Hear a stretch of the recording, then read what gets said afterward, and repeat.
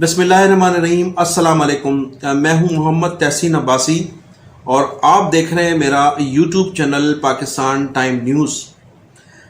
नाज़रीन, आज के व्लॉग में मैं सबसे पहले जिक्र करूंगा महाजिर कौमी मूवमेंट के चेयरमैन जनाब आफाक अहमद साहब। इनकी गुज़श्ता एक हफ़्ते के दौरान 2 से 3 तकरीरें मैं सुन चुका हूं और सुनने के बाद जिस नतीजे पर पहुंचा हूं उस हवाले से आज गुफ्तगू हम करेंगे। उनका जो गुफ्तगू का मौजू था वो था मोबाइल बेचो, लाइसेंस बनवाओ, असला ख़रीदो, मांगना छोड़ो और छीनना सीखो। ये 5 उनके जो लफ्ज़ हैं, इन पर आज मैं आपसे गुफ्तगू करूँगा। उसके बाद फिर आपसे गुफ्तगू होगी कि बानी मुत्तहिदा अल्ताफ़ हुसैन की सियासत के हवाले से इन दिनों इस्लामाबाद में गर्मा गर्म बहस जारी है और 2 इदारे आपस में तकरार में हैं। एक इदारा कहता है कि अल्ताफ़ हुसैन को सियासी आज़ादी दी जाए, दूसरा इदारा उसकी सख्त मुखालफत कर रहा है। तो इस हवाले से आपसे डिस्कस होगी। फिर तीसरा मैं जिक्र करूँगा कि मियाँ नवाज शरीफ साहब जो 21 अक्टूबर को पाकिस्तान तशरीफ़ ला रहे थे, आया उनका जो आने का इरादा था क्यों मुअख्खर हुआ, वजूहात क्या हैं, मुल्क में इंतखाबात होने जा रहे हैं या इंतखाबात मज़ीद कुछ टाइम के लिए मुअख्खर हो सकते हैं। तो सबसे पहले हम जिक्र करेंगे जनाब मुत्तहिदा कौमी मूवमेंट, महाजिर कौमी मूवमेंट के चेयरमैन आफाक अहमद साहब। आफाक अहमद साहब ने मुख्तलिफ़ जगहों पर 2 से 3 खिताब किए हैं और मुझे इत्तफाक से 2 खिताब उनके सुनने का मौका मिला और दोनों खिताब में जो उनकी तकारीरें थी वो बड़ी फ़िक्र अंगेज़ नज़र आई। आफाक अहमद साहब की सियासत से तो इख्तलाफ किया जा सकता है, लेकिन उनकी शख्सियत और उनकी जो सोच है इस वक्त, जो उन्होंने तकरीरों में इज़हार ख्याल किया है, उससे इख्तलाफात नहीं किया जा सकता, बल्कि वो सोच और विचार, उस पर सोच और विचार ज़रूरी है। हमें सोचना चाहिए और हमें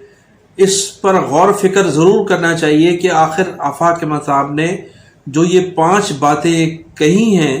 मुख्तलिफ फोरम पर, वो आखिर क्यों कही हैं।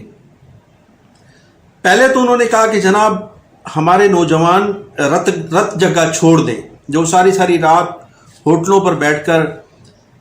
रातें गुजारते हैं और दिन में जो है वो सो जाते हैं। तो सबसे पहले हमारे नौजवानों को ये रत जगह छोड़ना होगा और जो होटलों पर बैठकर सारी सारी रात गुजार देते हैं उसका ख़ात्मा करके अपनी मईशत को मुस्तहकम करना चाहिए, काम करना चाहिए, अपनी मईशत को मुस्तहकम करें। फिर उनका ये कहना था कि कीमती मोबाइल सेल करें और असलहे के लाइसेंस बनवाएं, असला ख़रीदें। फिर उनका कहना था कि मांगना छोड़ दें, छीनना सीखें। ये तमाम जो चीज़ें, ये तमाम जो 5 फ़लसफ़े उन्होंने बयान किए हैं, इनमें बड़ी जो है गहरी जो है हमें सोच रखनी चाहिए और हमें इस पर सोचना होगा कि मोबाइल बेचें। आखिर हमारे हम जो असला ख़रीदें तो मुस्तक़बिल में हमें किन जगहों पर ख़तरात हैं और किन लोगों से हम आखिर मुस्तक़बिल में हमारा तसादुम हो सकता है और कौन लोग हैं जिसकी वजह से हमें असला रखना पड़ेगा। ये भी सोचने की बात है और सोचना चाहिए इस पर भी, इसलिए कि जब APMSO का क़याम अमल में आया था तो उस वक्त भी महाजर लफ्ज़ को दबाने की कोशिश की गई थी और पूरी तरह से ताकत के ज़ोर पर महाजरों को दबाने की कोशिश की गई थी। APMSO के ख़िलाफ़ साजिशें हुई थी, फिर मुत्तहिदा कौमी मूवमेंट के ख़िलाफ़ भी साजिशें हुई थी और इसी तरह से मुत्तहिदा कौमी मूवमेंट, उस वक्त महाजिर कौमी मूवमेंट जो है जब बनाई गई थी तो उस पर कातलाना हमले भी हुए थे, लोगों को गिरफ़्तार भी किया गया था, महाजिर बस्तियों पर भी जो है वो हमले हुए थे। तो इन तमाम मराइल से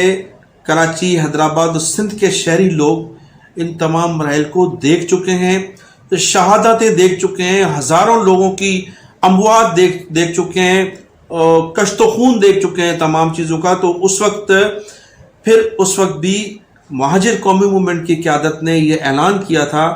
کہ اپنے گھروں کے قیمتی ٹی وی اور فریج بیچیں اور اسلحہ خریدیں اپنی حفاظت کے لیے۔ بانی متحدہ الطاف حسین صاحب نے کچھ دن پہلے بھی اس چیز کو تسلیم کیا تھا کہ میں نے ماضی میں جو اسلحہ خریدنے کی بات کی تھی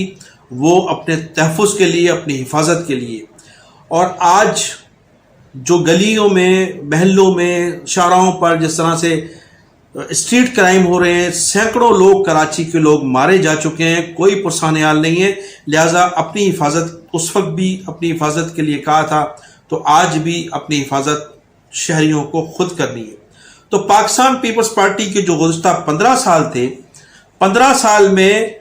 ہزاروں شہری مارے جا چکے ہیں اسٹریٹ کرائم میں، پولیس کے ہاتھوں، مختلف ایجنسیز کے ہاتھوں، اور خاص طور پر ڈاکوؤں کے ہاتھوں اور اسٹریٹ کرائم میں کے ذریعے جو لوگ مارے گئے۔ پولیس نے آج تک کوئی شخص، کسی بھی شخص کو گرفتار کر یہ نہیں بتایا کہ یہ فلاں کا قاتل ہے اور ہم نے اس کو گرفتار کر لیا۔ اکا دکا کوئی ایسے واقعات ہوئے ہیں، لیکن اکثریت جو قتل ہوئے ہیں کراچی، حیدرآباد، حسن کے شہری علاقوں میں، وہ لوگ آج تک گرفتار نہیں ہوئے، اور ان کے جو قاتل ہیں وہ تاحال آزاد گھوم رہے ہیں۔ آفاق احمد صاحب کا اشارہ ایک تو اس طرف تھا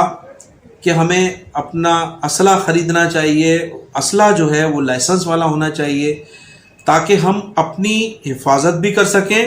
اور آنے والے حالات کا مقابلہ بھی کر سکیں۔ اب آنے والے حالات کون سے ہیں یہ میں آپ کو بتاتا چلوں کہ جو میری نالج میں ہے یا میں جو سمجھتا ہوں، میری جو تجزیہ ہے،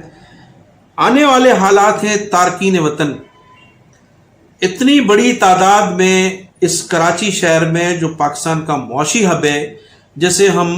بین الاقوامی یتیم خانہ کہتے ہیں، تارکین وطن آپ کے ملک میں موجود ہیں۔ تارکین وطن کا مقصد افغانی ہی نہیں ہے، افغانی کے ساتھ ساتھ بنگالی بھی ہیں جو تارکین وطن ہیں، جو غیر قانونی طور پر مقیم ہے شہر میں، برمی بھی ہیں، اور بہت سے دوسرے ملکوں کے لوگ یہاں۔ ایک کرمنل لوگوں کا ایک جو ہے وہ اماج کا ہے کراچی، اور اس کراچی میں جب لامعالا ان کرمنل لوگوں کے خلاف ایک بڑے پیمانے پر ہمارے ادارے آپریشن کریں گے تو ان کا رد عمل بھی سامنے آئے گا، اور پھر رد عمل شہریوں کے سامنے آئے گا۔ اور جب تک شہری اپنی حفاظت کے لیے اسلحہ نہیں رکھیں گے، اپنے حفاظت کا اہتمام نہیں کریں گے، تو اس حوالے سے آفاق احمد صاحب نے فرمایا کہ ہمیں اپنے قیمتی موبائل سیل کر کے ہمیں اسلحہ خریدنا ہے اپنی حفاظت کے لیے، اس لیے کہ پولیس آپ کی حفاظت کرنے میں پوری طرح سے ناکام ہو چکی ہے۔ ہماری جو رینجرز ہیں وہ پوری طرح سے ناکام ہو چکی ہے۔ آخری امید فوج ہے، اور فوج ان حالات میں جو ہمارے سرحدی حالات ہیں، جو ہمارے ان حالات میں شہروں میں آنا ان کے لیے خاصا مشکل ہے۔ تو کراچی کے شہریوں کو انہوں نے اپیل کی ہے، اور کراچی کے شہری جو ہیں اس وقت بے یار و مددگار ہیں، اور ان کا جو کہنا ہے کہ ہمیں قیمتی موبائل بیچ کر اسلحہ خریدنا ہوگا۔ تو اس فلسفے کے پیچھے ہمارے لوگوں کو سوچنا ہوگا،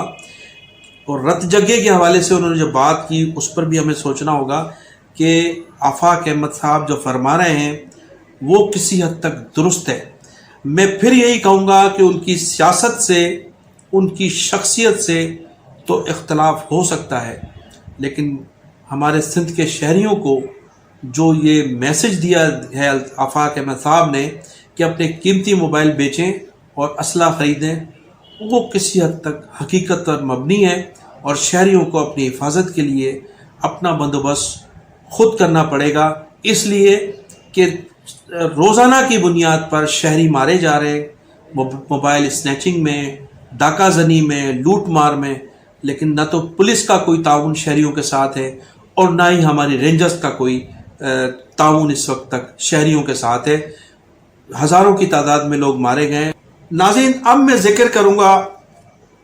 بانی متحدہ الطاف حسین صاحب کے حوالے سے۔ الطاف حسین صاحب پر اسٹریم میڈیا پر پابندی ہے، پرنٹ میڈیا پر پابندی ہے، لیکن ان کا واحد جو لوگوں سے رابطے کا ذریعہ ہے وہ ہے سوشل میڈیا۔ اور آج کے دور میں سوشل میڈیا پر جو بانی متحدہ الطاف حسین صاحب کے لیے جو کام کر رہے ہیں، وہ اس وقت میں ان کو سلام پیش کرتا ہوں۔ اور اس سوشل میڈیا کی وجہ سے ہی بانی متحدہ الطاف حسین صاحب کا شہریوں سے رابطہ ہے، اپنے ووٹروں سے، اپنے سپورٹروں سے، اپنے محبت کرنے والے لوگوں سے ان کا رابطہ ہے۔ اور اس رابطے کو دیکھتے ہوئے اسلام آباد میں جو لوگ بیٹھے ہیں وہ آج کل الطاف حسین ان کے لیے موضوع بنے ہوئے۔ کچھ لوگوں کا خیال ہے کہ ہمارے ریاستی اداروں نے جن لوگوں پر تکیہ کیا ہوا ہے کہ وہ کراچی اور سندھ کی سیاست میں تلاطم پیدا کر دیں گے آئندہ انتخابات میں، وہ غلطی پر ہیں۔ اور اگر سندھ کی سیاست میں تبدیلی لانی ہے اور تلاطم پیدا کرنا ہے تو پھر الطاف حسین کے علاوہ کوئی دوسری چوائس نہیں ہو سکتی۔ ایک حلقہ کہتا ہے کہ الطاف حسین جو ہے وہ غدار ہیں، ان کو کسی صورت بھی پاکستان کی سیاست میں دوبارہ انٹری نہیں دینی چاہیے۔ تو یہ بحث چل نکلی ہے اور اس میں مختلف لوگوں کی مختلف رائے ہیں۔ اس سے قبل تو بالکل خاموشی تھی، لیکن الطاف حسین کا مسلسل لوگوں سے رابطہ، سوشل میڈیا پر ان کی جو ریٹنگ ہے وہ، اور پھر ان کے جو ٹک ٹاک پر جو ان کے پیغامات ہیں پاکستان کے شہریوں کے لیے، ریاستی اداروں کے لیے، ہماری عدلیہ سے جو ان کی مسلسل اپیل چل رہی ہے، اس کے بعد ان کے جو موضوع ہے وہ بڑا تیزی سے وائرل ہو رہا ہے پورے اسلام آباد میں۔ اسلام آباد کے ساتھ ساتھ وہ حلقے جو اقتدار کی منتقلی میں بڑا اہم کردار ادا کرتے ہیں، تو کسی حد تک گفتگو ہو رہی ہے۔ کچھ حلقے الطاف حسین صاحب کی فیور میں آ چکے ہیں۔ ان کا کہنا ہے کہ الطاف حسین کو آخری موقع دیا جائے اور الطاف حسین صاحب کی سیاست پر جو پابندی عائد ہے اس کا بھی خاتمہ ہونا چاہیے اور تمام لوگوں کو کھلا میدان دے دینا چاہیے، پھر جس کو عوام منتخب کریں وہ ایوانوں میں آئے۔ دوسری جانب جو انتہائی باوثوق ذرائع نے مجھے بتایا ہے کہ ہمارے مقتدر حلقے 18ویں ترمیم کا بھی خاتمہ چاہتے ہیں، اور پاکستان پیپلز پارٹی نے اپنے پہلے دور اقتدار میں 18ویں ترمیم منظور کروائی تھی اور اس میں متحدہ قومی موومنٹ نے بھرپور ساتھ دیا تھا۔ الطاف حسین صاحب نے بھرپور ساتھ دیا تھا اس 18ویں ترمیم میں، اور 18ویں ترمیم کے ذریعے جو سندھ کو شیئر ملتا ہے،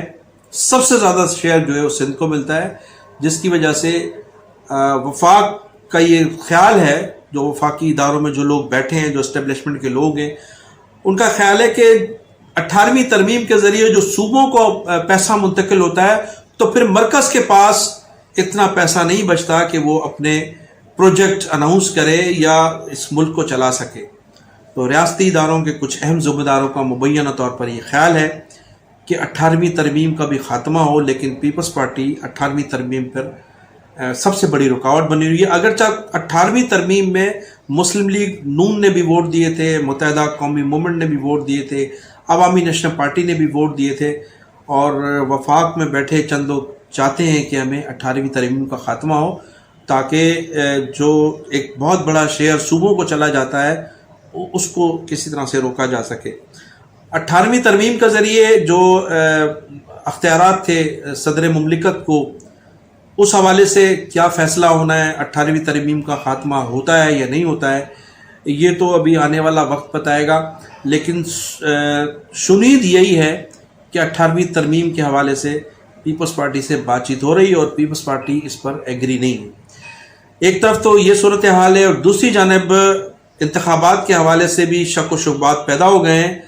آج اطلاعات یہ ہیں کہ نواز شریف صاحب 31 اکتوبر کو جو پاکستان تشریف لا رہے تھے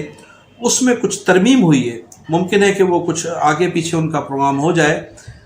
چند یوٹیوبرز نے بھی اس حوالے سے گفتگو کی اور ہمارے ذرائع نے بھی بتایا ہے کہ نواز شریف صاحب جو ہیں وہ ان حالات میں آنے کے لیے تیار نہیں ہیں، جبکہ شہباز شریف اور مریم نواز چاہتی ہیں کہ انہیں 21 اکتوبر کو پاکستان واپس ضرور آنا چاہیے۔ تو اس حوالے سے ناظرین، میں چونکہ پروگرام بہت طویل ہو گیا ہے، اس حوالے سے مزید آنے والی ویڈیو میں تفصیلی آپ سے گفتگو کروں گا۔ تو انہی الفاظ کے ساتھ میں آپ سے اجازت چاہوں گا۔ آپ اپنا خیال رکھیے گا۔ پاکستان زندہ باد۔